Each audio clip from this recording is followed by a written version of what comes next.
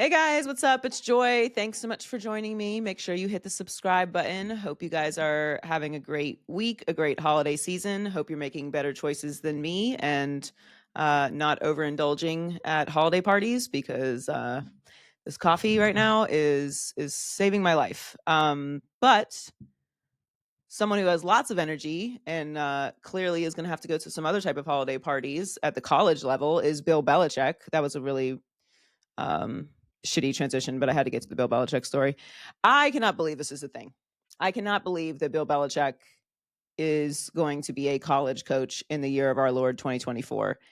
Can this year end, please? What else is 2024 going to give us? Can we just please get to 2025? My God, Bill Belichick in college. Why is everyone excited about this? I literally think this is anarchy. And I feel like I'm on a total island with this, but it just doesn't make sense to me. Bill Belichick has agreed to be the coach of UNC, a 5-year deal pending approval from the board of trustees, of which I am a member of a board of trustees, so I understand the process. It'll be approved on this morning, and then he's going to give his press conference, and it's there's all kinds of stories coming around out about it. Michael Lombardi is reportedly going to be hired to be the GM. Bill Belichick's son, Steven, obviously is Washington's defensive coordinator. He's obviously going to be on the staff because there was, some murmurs. I don't know how legit they are that part of this is because of his son. I just think it's insane. Like, he's never coached at the college level, and I understand everyone's like, he's the greatest coach ever. He's the greatest NFL coach ever. Let's put the proper descriptors in the sentence. All right, he's the greatest NFL coach ever, just like Saban is the greatest college coach ever. They are different sports. Yes. Are they both football coaches? Yes. But you wouldn't say the greatest high school coach ever is the same as the greatest college coach ever. It's not the same as the greatest NFL coach ever. And we got the ability to see Nick Saban in the NFL, and he was not successful, and told you that it was because college is different than the NFL. And NIL is just this whole extra layer that has changed the landscape of college football forever in college sports, but it's still not professional. So it's like, yes, there's money involved, but not in the way that it's involved in the NFL. He's never coached in college. His last experience in college was 50 years ago when he was finishing his final year of playing at Wesleyan.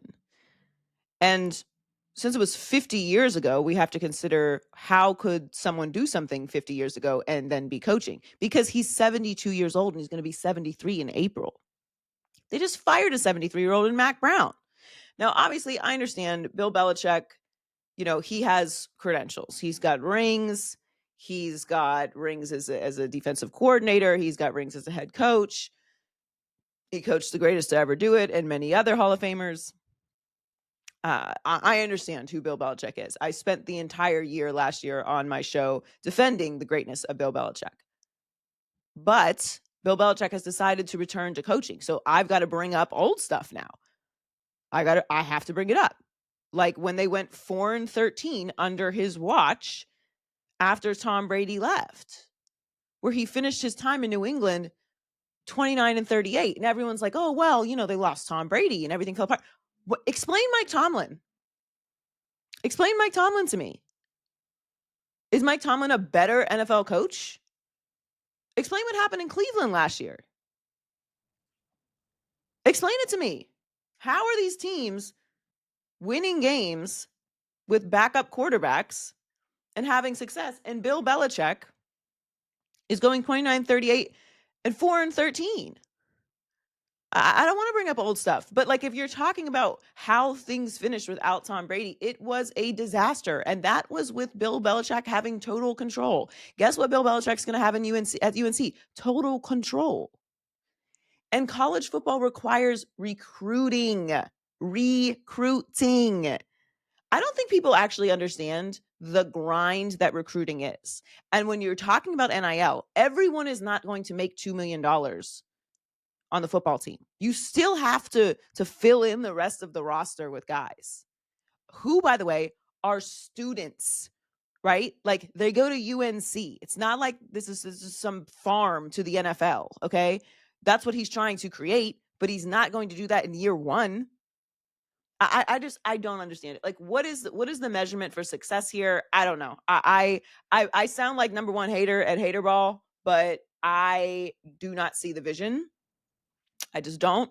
I'm going to be watching with great interest, obviously, and perhaps I'm wrong, but I just think college football is a very unique space right now with a whole lot of stressors and pressure and dealing with young men who you are shaping into adults who you are helping them to establish their morals. Like you are not dealing with grown men. It is just it's such a different world, and I am just fascinated that this is happening, and I have so many questions about how it's going to work. Like I just have a million. His staff is going to be so important. Like perhaps when I see who he hires for his staff, I'll have a different opinion.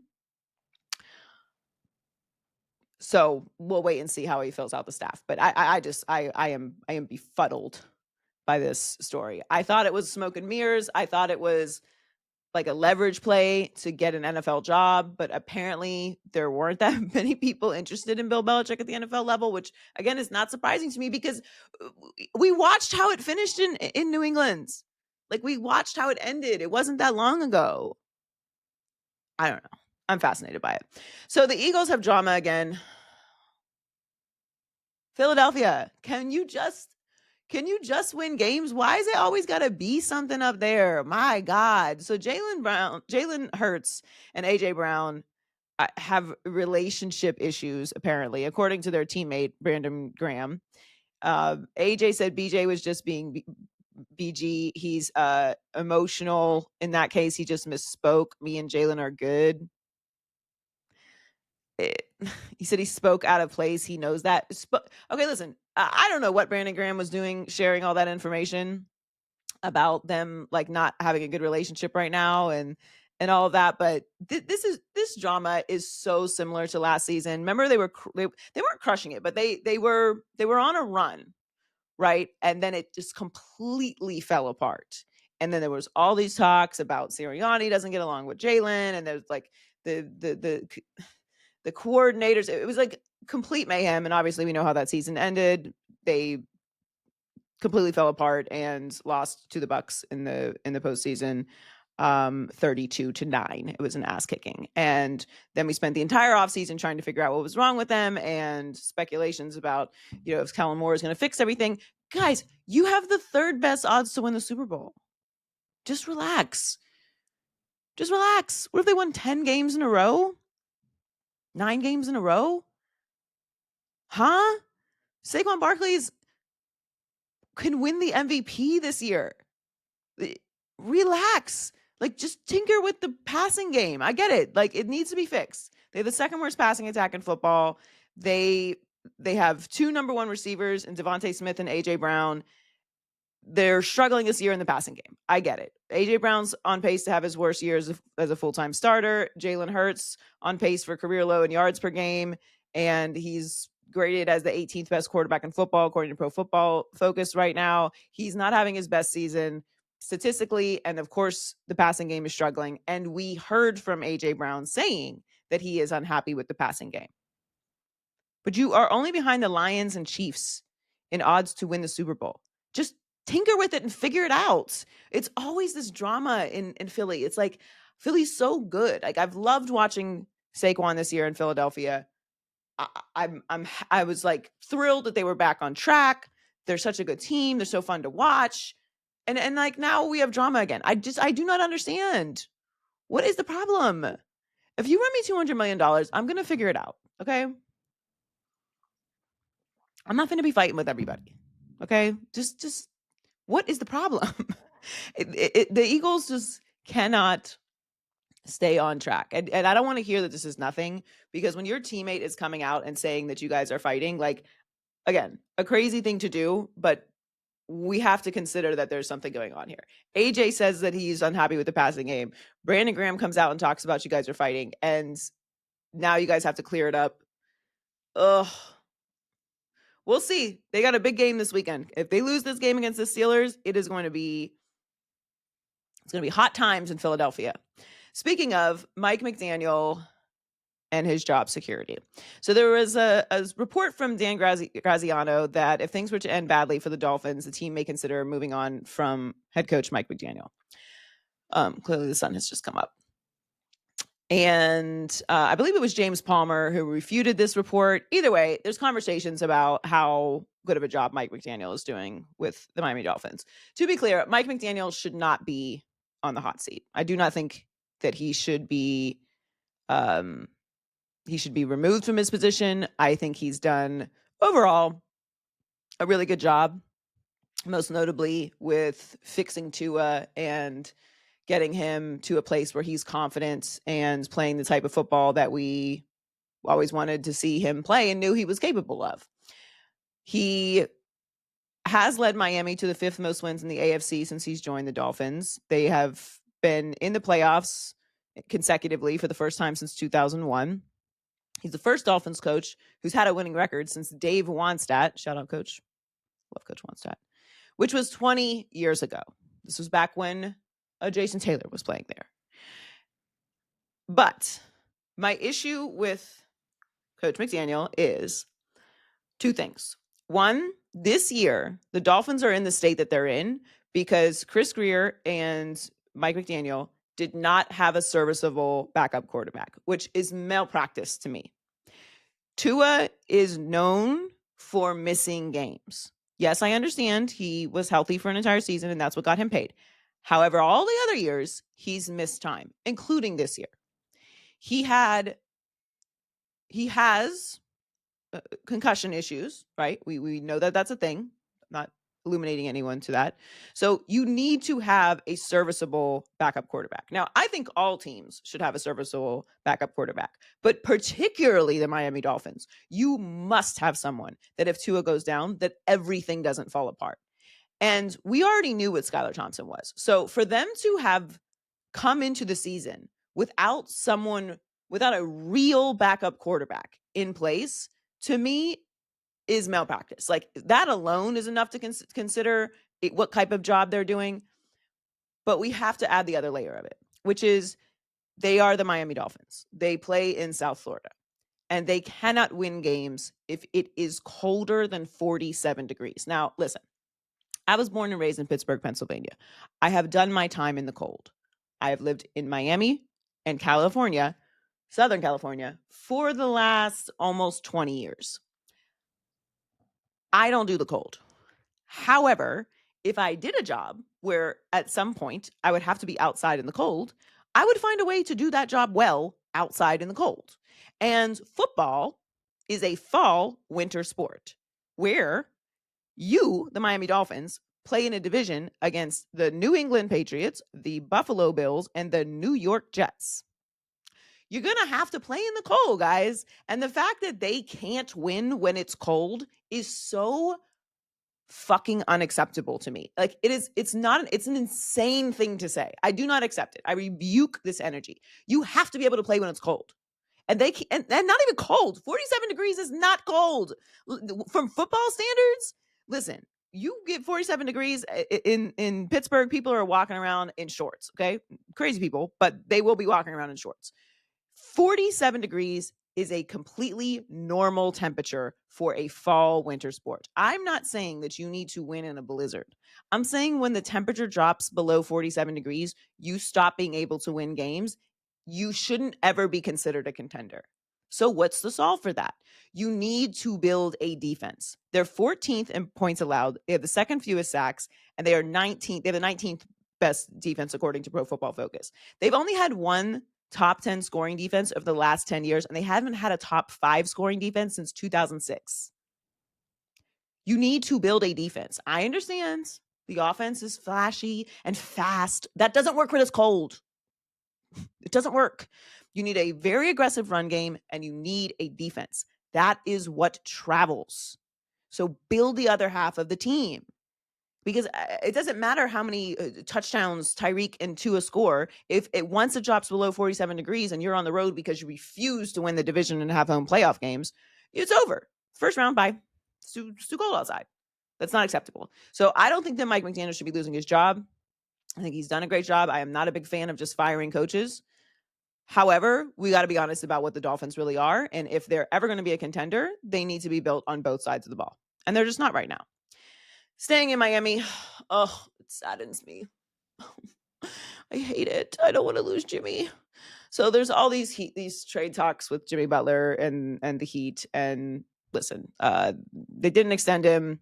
He's going to be a free agent after the year. They can't afford to lose Jimmy Butler for nothing.